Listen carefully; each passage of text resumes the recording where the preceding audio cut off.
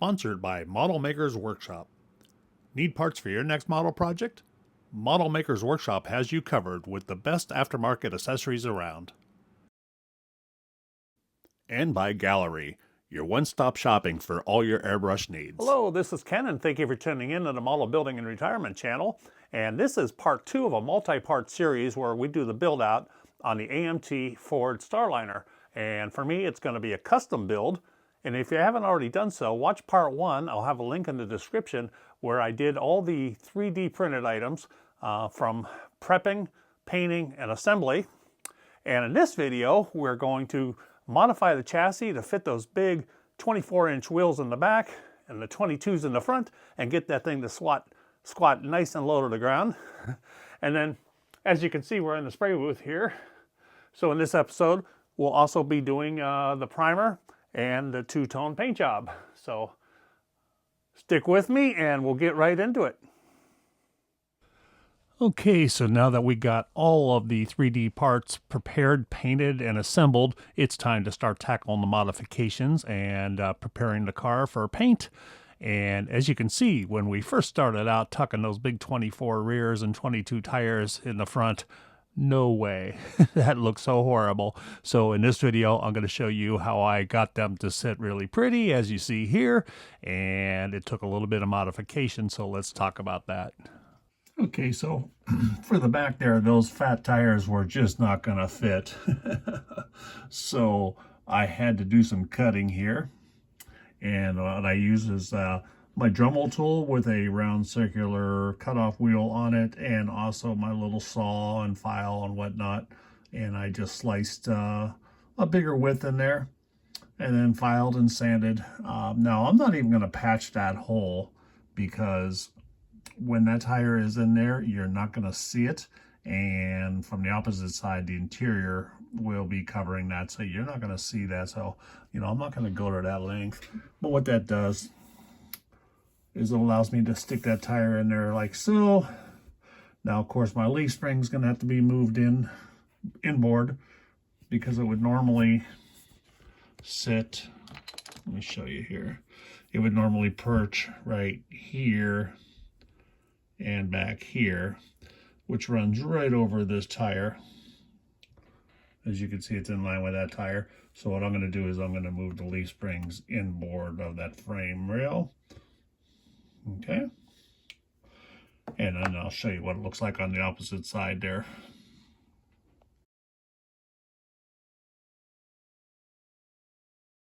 So once I got the rear wheels modified to where they tuck up nice and deep into the car, the front ones also look like wagon wheels. And the problem there is the wheel well actually tops out right at the bottom of the fender, top of the fender. So it took some modification there. I literally had to cut out the wheel well, as you'll see in this photo here. And I'll show you a little bit about how I did it. It was very similar to the back where I used my Dremel and my cutoff wheel and grinders or whatnot. If you want to see that in great detail, I will have a link to a live feed that I did while I was working on that, and that'll be in the description. So once I get the cutouts done and the tires fit into there the way I wanted them to, I needed to form new wheel wells. And I used that picture above as inspiration of somebody who modified their front wheel tubs for big wheels. And what I ended up doing, it was cutting strips of 30,000 stick styrene and forming them into an arch and just kind of test fitting them into place to determine how long they needed to be. And then I tacked them in with some super glue. And just kind of worked them into place, heated them up with a heat gun and hot water, whatever worked best for me there. And then once I had them in place, I test fit again, everything looked good. So then I took a piece of masking tape and used that to trace the inner wheel well wall to get the arch right. And then I cut another piece of styrene to fit that and glued that into place with super glue. And ultimately then I had to go to putties and just kind of work and sand it and grind it until it was all nice and smooth, as you see here. Okay, so I have prepped the body for paint. I didn't include that in this video because it's in most of my other build videos. So if you want to see a little bit about the paint prep, you might want to refer to one of the other build videos. But in short, what I do is I sand away any of the seam lines. I rescribe the door lines and panel gaps and window trims so I don't lose that definition. And just kind of sand everything down, and then I wash it in Dawn dish soap.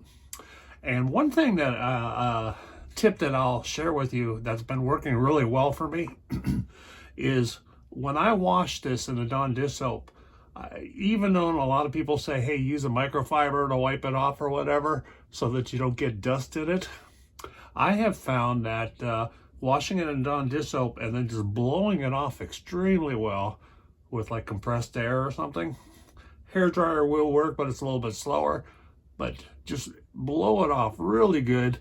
And then what I'll do is I'll put it in my dehydrator to dry it out, you know, all the nooks and crannies or whatnot, because you don't want any droplets of water left on your model. But what I find is with no cloth, no wiping, no dust at all. So, you know, and then of course I make sure my booth is really clean. So anyways, I wanted to share that with you because it seems to really minimize the dust, because even a microfiber can leave dust hairs or if it snags on something. Okay, so one other thing I'm doing on this kit is the emblems. I decided I'm gonna do what they call bare metal foil under the paint. And I do have a video out on that, and I'll have a link in the description for it. But essentially what you do is you put bare metal foil onto your emblem, burnish it down really, really, really well, and then take your X-Acto knife and cut as close to the script as possible to minimize the edges of that. So, you know, as you can see here, and I'll get a little closer to the camera here for you. Get my light up here too.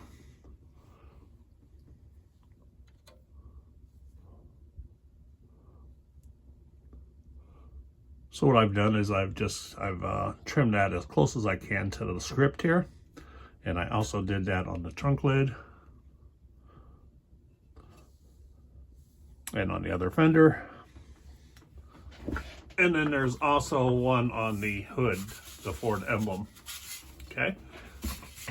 Now what the purpose of that is when you do your primer and painting, what you do is every step along the way, once you cover that up, is you'll re-expose that letter. And I'll show that in my paint process, how you do that. But you'll re-establish that chrome sticking through with, like, burnish it with the side of a toothpick or whatnot.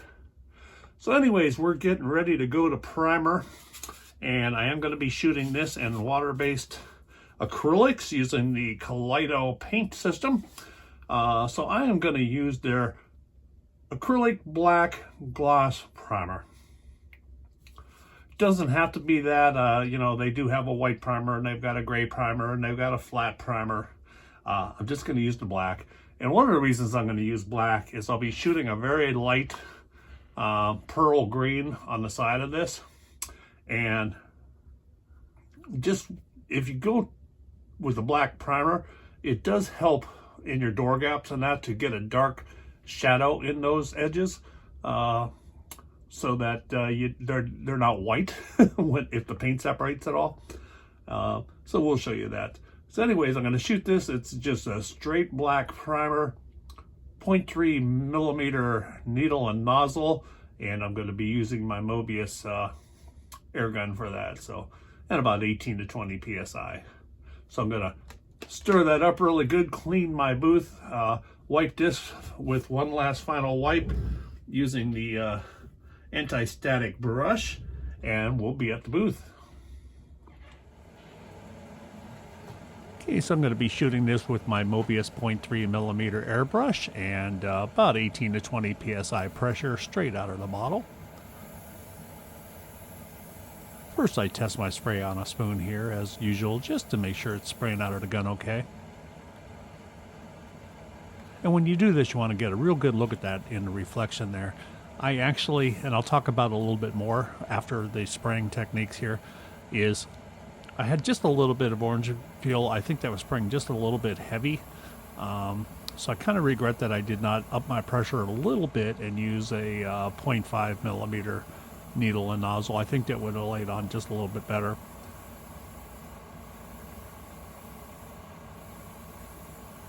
So I'm going to apply about 2 medium coats. I do dust it into some of my tight spots, as you'll see, but I'm going to go ahead and speed this footage up here for you.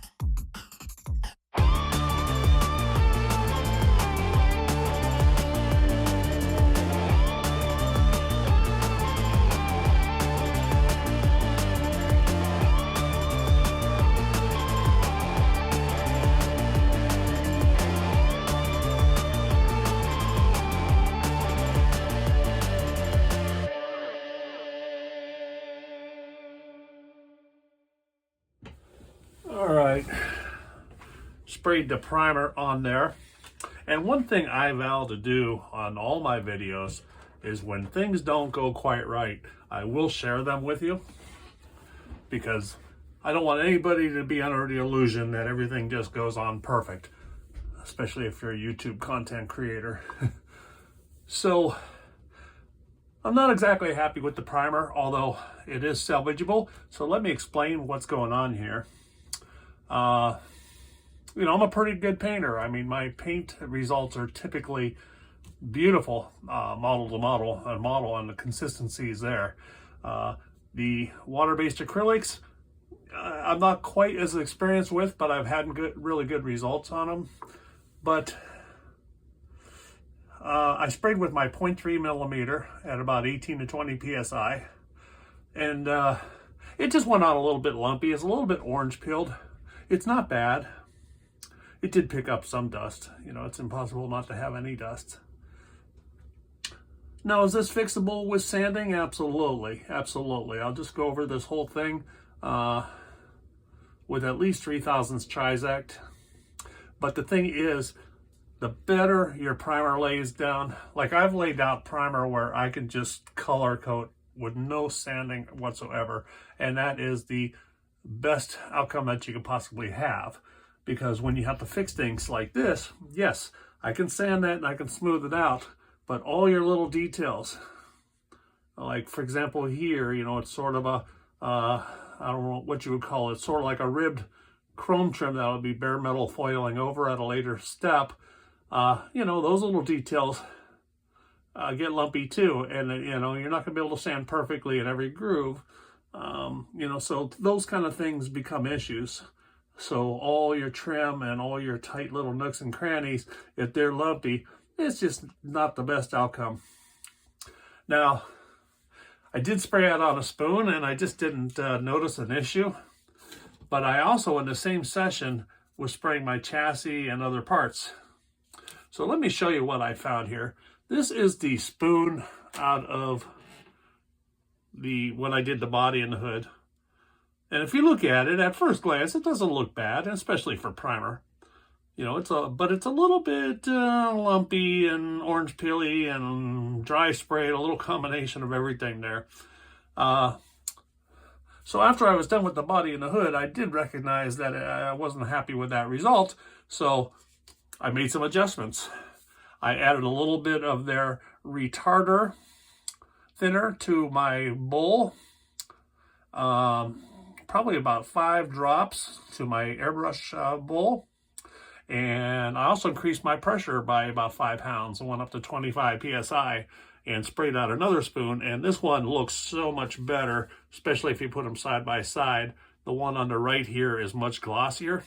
So those are the adjustments I did. And the chassis components came out a lot nicer looking. So that's another lesson. If you're going to be spraying a lot of different components, I got overzealous and started out with the body first, but had I done the chassis first and the belly pan and all that stuff and seen the results of that, I would have then made the adjustment before I hit the body. Does that make sense? So shame on me. I kind of broke one of my rules, as I always try to spray things other than the body first. But it's fixable. I just wanted to pass that on because the better your results are out of primer, the better the whole job goes.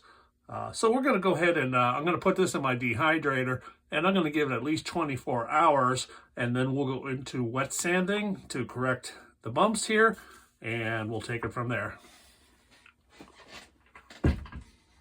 Okay, so my primer, as I said, came out a little bit more orange peeled than so I'm going to use 2 different grits here to start with. I've got 3000s Trizact, which I know is not aggressive enough for the heavy part of the orange peel, but it will be my final sanding. And then I got 1500 grit mesh sandpaper here. It doesn't matter if it's mesh, it doesn't matter if it's Trizact, just 1500 grit. So what I'm going to do here, spend 24 hours, just lightly sand.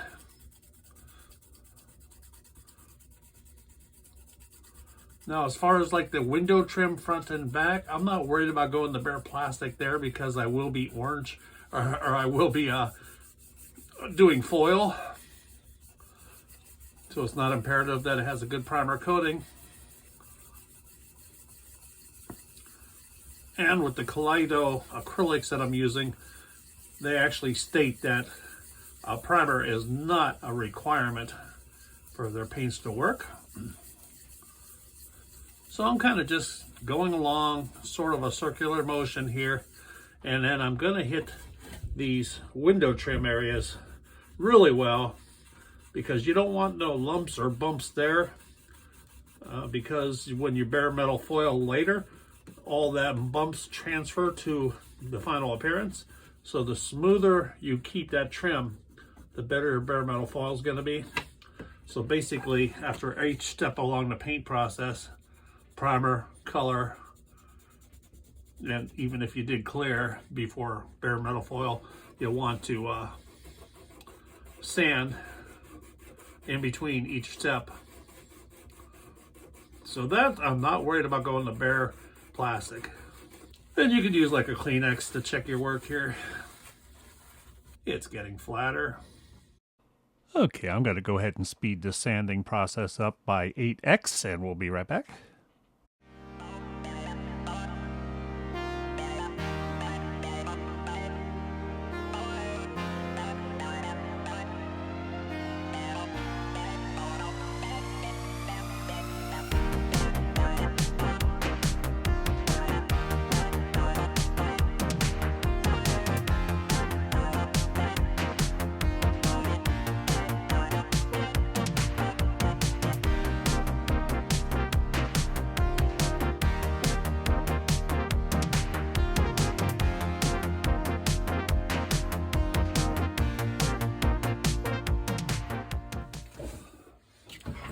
Okay, so I took quite a bit of sanding to get that paint nice and flat again, so I exposed quite a bit of bare plastic.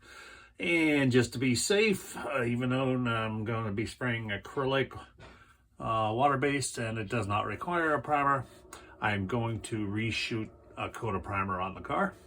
And this time I'm going to just take a little bit more caution in mixing my paint. I'm going to dilute it a little bit, and I'm also going to strain it to make sure I don't have any particles in there. So meet you at the booth. Okay, so this time I switched over to my 0.5 millimeter needle and nozzle combination and running about 25 psi pressure, and I also added about 5 drops of the retarding thinner to my mixing cup there, and things are spraying out much better this time. So once again, I'm going to shoot 2 medium wet coats on the body, and I'm going to go ahead and speed that footage up.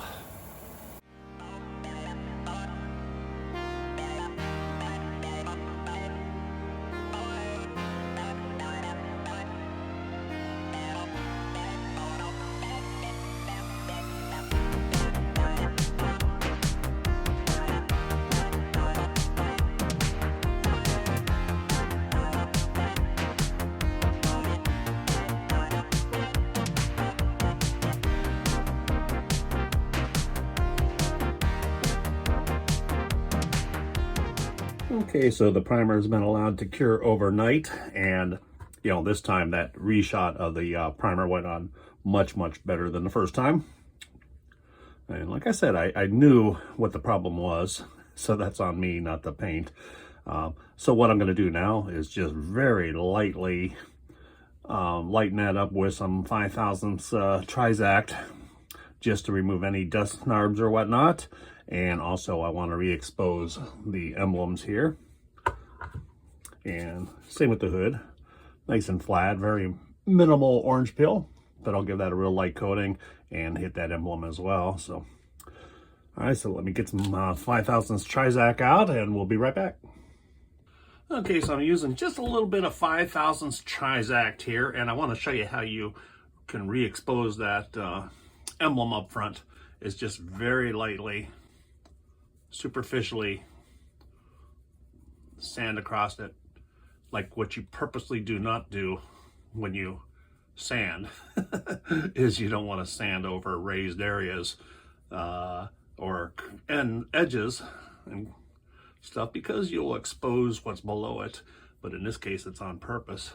I'm trying to show that to you on camera here. So it brings out that emblem really nice, makes it look like it's installed after the fact. And when I color, I will re-expose that one more time too, and then bury it in clear. So okay, so then I'm just going to go through here and just very lightly sand any orange peel or dust nubs off of there.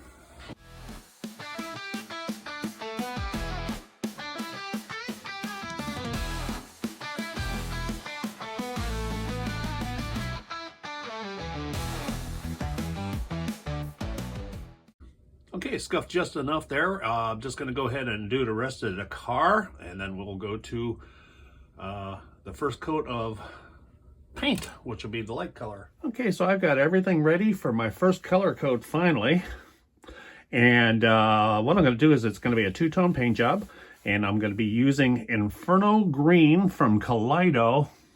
And this is a K310 metallic Inferno Green. And then it's going to be black, gloss black. So I think it's going to be a high contrast paint job for sure, with this light green and a black paint job. So I'll be painting the side of the model with the green, this whole side, the top section will be black, and the entire engine compartment is going to be in green. And that includes the interior tub there for the front wheel end there. I'm not going to do any masking other than I did mask the top side of the hood there, because the top side will be black. I'm not going to mask anything on the kit because I'm going to be concentrating on where the green's going to go, and a little bit of overspray that gets onto the body, a little bit of wet sanding before I go to tape the green off will be fine. So no need to mask at this point. All right, so everything has been sanded, washed, dried, cleaned, everything's ready to go. So we're going to go to the booth, and this is going to paint as is, no dilution required. If necessary, I do have their retarder thinner, and if I feel it's spraying on a little too thick, and I'll start on all the under the hood parts first, and if it's spraying a little too thick or something, I'll add a couple drops of that retarder, and if I do, I'll let you know. But I'm going to spray all those parts first and then go to the body, and I'm going to be using my 0.3 millimeter Mobius airbrush. So we'll meet you at the booth. Okay, so I'm using my Mobius 0.3 millimeter needle and nozzle combination and about 25 psi pressure, and I am spraying just shy of a medium wet coat. With the metallics, you have to be extremely careful because it likes to muddle. Their base coats of their primary colors and their middle color spray extremely well, but the metallics takes a special bit of finesse there. So I'm gonna go just shy of medium wet, and I'm gonna give that 3 coats, and then we'll see where that puts us.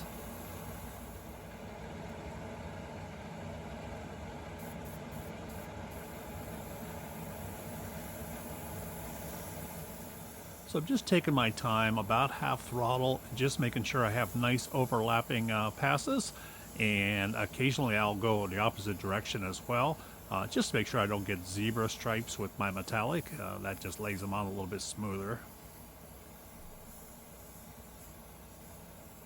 The engine compartment's going to be green, where the top of the hood's going to be black, so I've got the other side masked off there.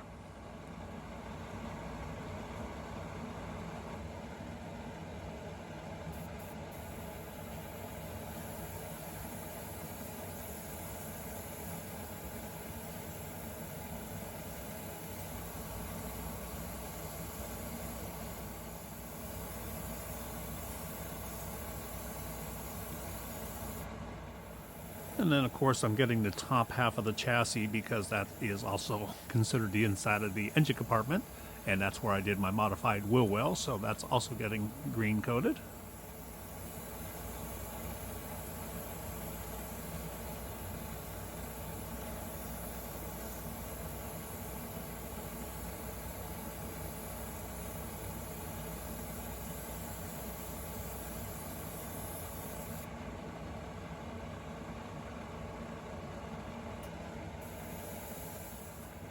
And then now onto the body, and what I do first there is I'm just blowing that off with air to make sure I don't have any dust in the paint there.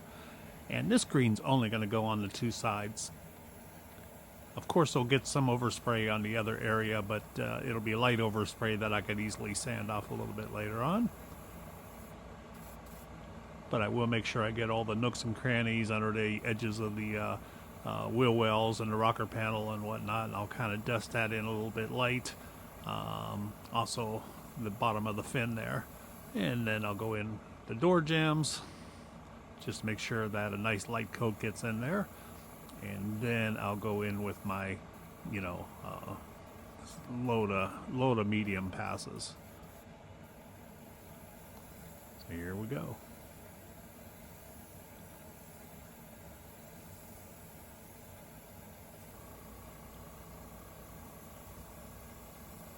So once again, I'm doing that cross pattern just to make sure that my metallics lay nice and evenly.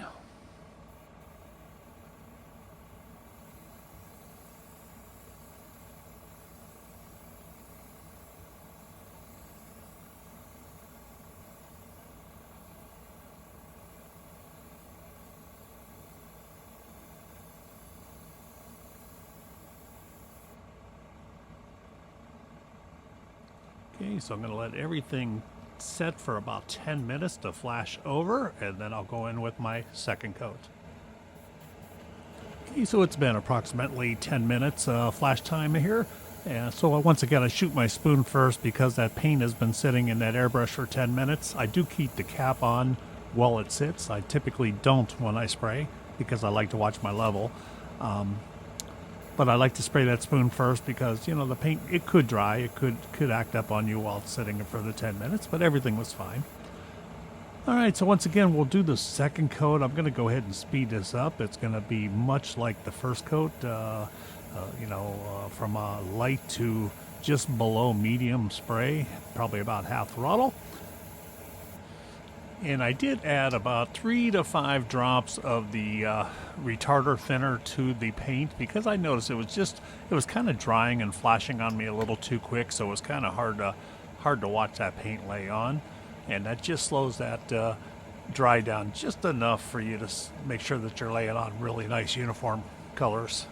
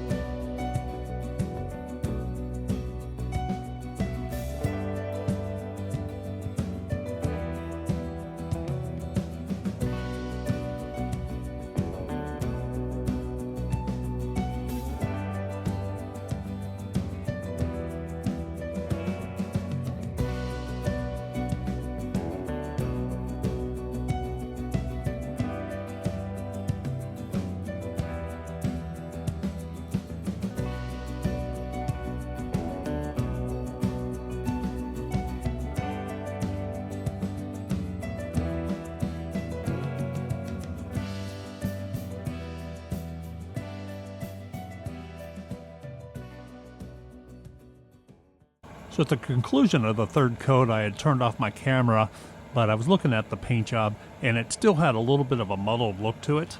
So I did go with the fourth coat without the camera.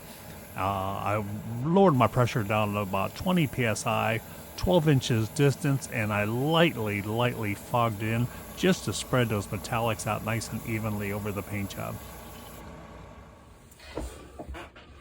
Okay, so I got all that Inferno green on there, and I do like the Kaleido paints, but if you're just new to airbrushing and new to water-based acrylics in general, I would recommend you try or start out with their primary colors first, because they spray on really nice.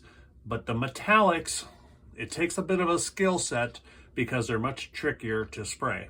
If you try to spray it on nice and wet, medium wet coats, it's going to get a real muddled look. You can kind of see this in the spoon a little bit. It's kind of a muddled look. And, that's laying it on, trying to get a nice gloss finish or whatnot. But the trick is, and even myself have to force myself to consider that, is you don't need to worry about shine. Don't worry about shine, because if you're trying to get shine with your metallic Kaleido, you're going to get the muddled. So dry spray, get your color on there. And I believe I did 3 coats, and then off camera, I was looking at it and I didn't like it. It looked too muddled. So what I did is I diluted my paint down with a couple more drops of that reducing thinner. And then I held my airbrush probably 10 inches away. And at first I tried upping my pressure to 25 to 30. Didn't like that. I ended up going back down to about 18, but about 10 inches away, and just lightly dry sprayed. And I even do that when I'm using my MCW metallics. The MCWs, I do spray my nice medium wet coats across the car as I'm going along, but you can always get what they call that zero stripe, where you can just see that metallic laid out in your passes. So even when I do my MCW enamels, I will always go across pattern at least once to kind of dust that metallic in there. And that's what I found worked here. If you notice, this is much duller of a finish, but I shot one more coat on there nice and far away and kind of just angled and randomly sprayed and didn't try to get wet on there. I just tried to let that metallic kind of settle on there. And I think it covered up the muddled look a little bit. And I know you can't see it right now, but once this gets cleared, that's where the magic happens. Because this is my 3rd or 4th full paint job using the Kaleido water-based stuff, and they all kind of look like you know, not too impressive. I'm not real happy or whatever, but once you get that final clear on there and you polish and everything out, the final product is outstanding. And that's what it's all about. Yeah, it takes a little bit more work, I think, than the enamels, but you know, if you're limited to you know, the odors and you can't have those fumes in your house, it's definitely workable. It just takes a little bit more practice, a little more skill to get right. So anyways, all done. Got that done. Engine compartment, wheel wells, firewall, all that stuff. So I'm going to let that cure up for at least a day because I'm going to tape off. And I always get nervous about taping off, but that'll be coming up. But I did tape off the back side of the hood here, and you know, I didn't peel up paint, so that's a good positive sign, because when I sprayed the bottom side, I didn't really want to get the top side. And then what I'll be doing here too is, after this cures up a little bit, I'll be lightly sanding my metallic, not very much, but I will also be like wet sanding one more time on my top side to get rid of all that overspray, because right now there is a lot of overspray on there, but that'll come off relatively easy. So let that cure up and we'll be back. All right, well, I'm waiting for paint to dry and whatnot. Moving on here. So I'm going to be adding disc brakes to inside my wheels. So I shot these with, or I didn't even shoot these. I used the brush on Fusion Firm Chrome, just give them a nice bright shiny appearance. And now I'm just going to paint the calipers, and I'm just going to use a little bit of Testors gloss red with a nice little detail brush here, and get my magnifier in place here so I can see.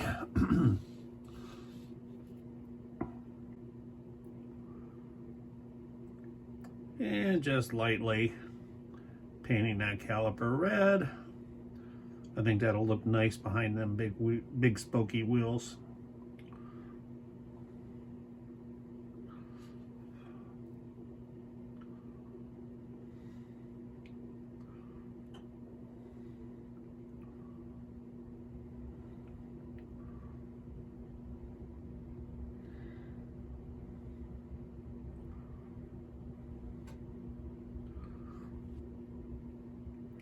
Now the trick is, with these old Testors enamels, is you've got to let that stuff set up for about a week before you try to handle these. Otherwise, it stays so soft that you get fingerprints into it. And as I complete each one, I'm just going to put it on my little holding block there. Okay, so I just wanted to show how that was done, but they're going to look pretty nice. Going to let that set up for about 5 days. Okay, so I kind of resanded the top of the body to remove any of the bumpy overspray from when I painted the green. Washed it in Dawn dish soap, blew it dry, and put it in my dehydrator. And my preference is to blow dry rather than wipe dry, because even if you use a microfiber, it seems to always attract a little bit of lint. And I found that blowing it off really reduces that and gives me a better paint job when I go to paint. And I still, right before I go in, I inspect it closely, and we'll use like an anti-static brush just to make sure that I'm not getting any dust there. Okay, so what I'm going to do is I'm going to mask right between the green and the black. And along the side here, this molding can either be bare metal foiled or can be painted with an opposing color. And I haven't decided yet. I'm either going to use the bare metal foil, or I may do a red or a gray or something transition line. The only place I have to truly mask between the body and the color is going to be right back here by the taillights. And I will just put a little angle right there, because this whole back area should be black, but right here on the side needs to be green. All right, so to do that, I'm using my frog tape. And this is for delicate surface frog tape. And this is an 1.4 inch, almost 1.5 inches wide. So what I do is I put it on my mat and I cut it into thin little strips so I can mask along my mask line. So let's get started on that. Okay, so I've already cut strips on my other mat here to my right off screen. So what I'm going to do is I'm just going to mask right along this edge. And the good part about an edge like this is you can have that transition with your foil or painting. So if you go right on that edge, the smallest amount of bleed through is not going to hurt you because you're going to be covering that up anyways. But you have to be a lot more careful when you are taping where you're going to have a hard transition. So just very carefully getting right along that edge. And kind of burnishing in with my finger a little bit.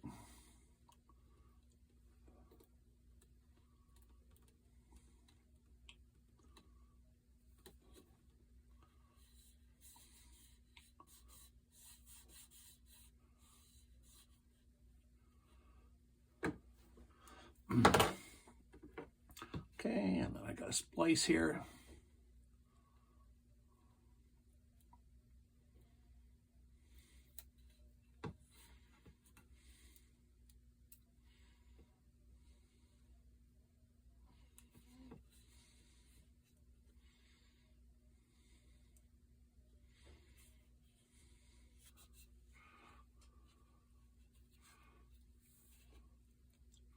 Just like so.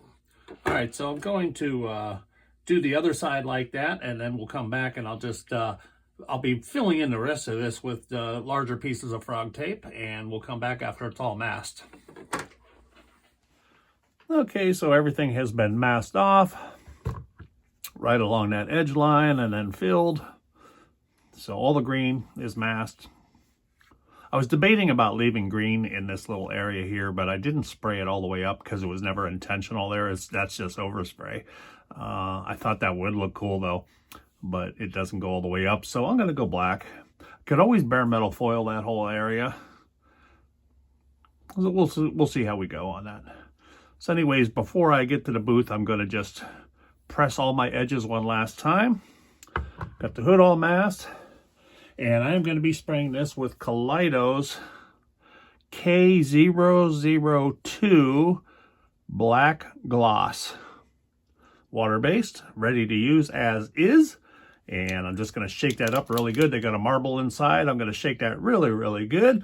And I'm going to go to my booth and I'm going to spray that about 18 to 20 PSI with a 0.3 millimeter needle nozzle combination. And we'll just see how many coats it's going to take, but typically probably 2 to 3 medium coats. Okay, so I'll meet you at the booth. All right, so I sprayed a lot of the parts tree too with this black, and I didn't get that on camera, but I did see that it was spraying a little bit thick on me, so I added about 5 drops of the retarder thinner to the bowl there of the airbrush, and let that mix up. What I do is I'll take a pipette and I'll put it right in that bowl and I'll suck it up and squirt it back in about a half a dozen times, or you can backfill too. That's another way of mixing your paint up there. But it sprayed on a lot better once I thinned that out a little bit. So I'm going with some medium wet coats here. First I'm dusting in all the little nooks and crannies, and I'm also spraying away from my tape lines. That way you're not driving paint into your tape line, and that's going to help you minimize any chance of bleed through. Not real worried about bleed through because, like I said, there's a transition piece there. It's either going to get foiled or painted. So I'm still dusting in all the areas like under the roof, drip rails and all that stuff too, so that there's no green or metallic shown through there or bare white plastic or anything. After all that gets dusted in, then I go with my wet coats. Here we go.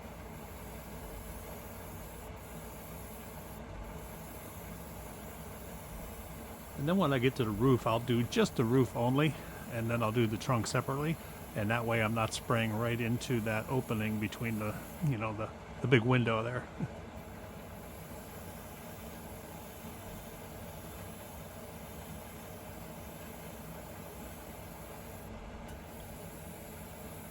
And then once I get to the other side, I continue right where I left off to try to prevent any kind of dry spray during the transition there. And then I get the tops of my fenders in the cowl area and whatnot.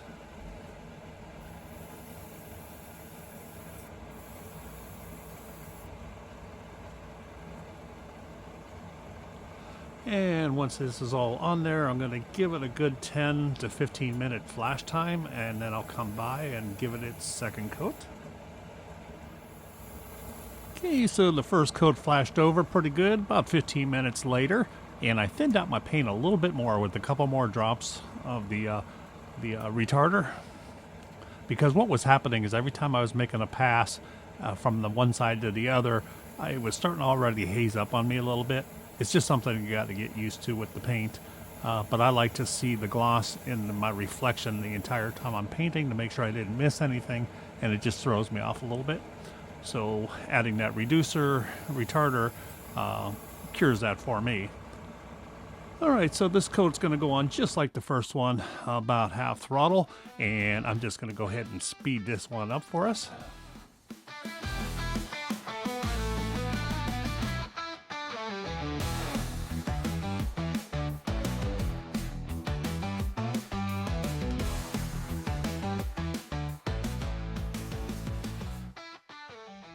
Okay, so got the car out of the spray booth here. It's still a little bit tacky, or quite a bit tacky. So I'm just going to peel off my masking. I like to do that before everything hardens up on me. Just reduces the risk of paint chipping and peeling. The new paint. The old paint is always a risk of peeling when you tape over, so.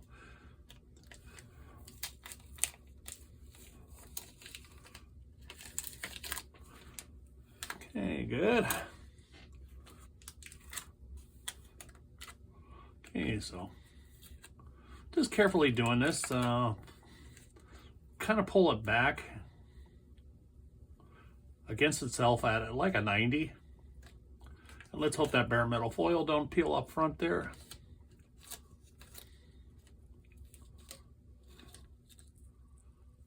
Okay, so far so good.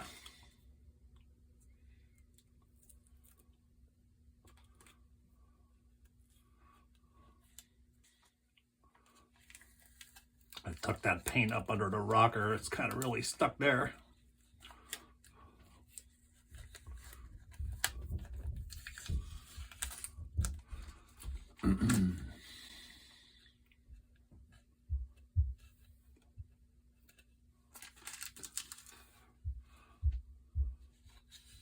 Okay, and then when we pull this tape, we just pull back on itself again at a 90.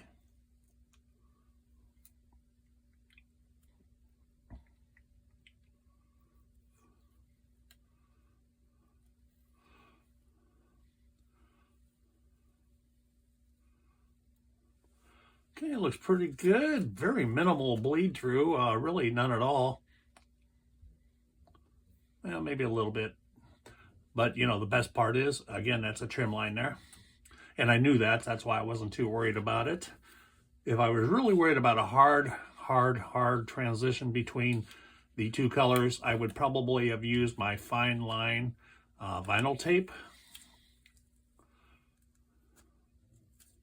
And another trick is you could spray a little clear after you've taped over.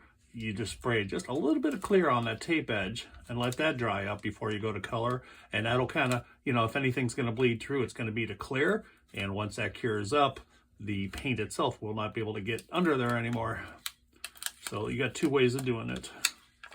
Third way is to just try to clean it up after the fact by taking like a toothpick or something and scraping it.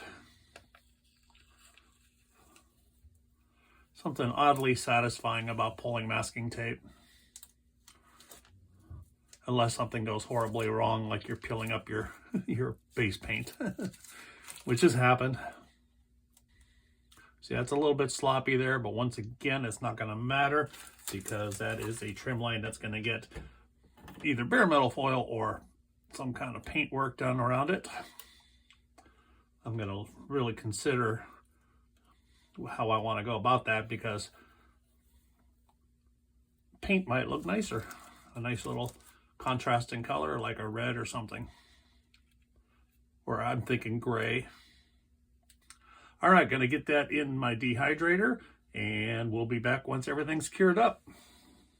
Okay, so that concludes part 2 of my multi-part series on my 1960 Starliner. So in my next episode, we're going to be doing that trim line between the light green and the black. I'm going to be using a dark green trim line there. We're going to mask that off and spray that. We're going to get all our bare metal foil work done, and we're going to cut and sand that down nice and smooth and put our clear coat on and polish that out. So be sure to watch our next episode. Thanks for watching. See you next time.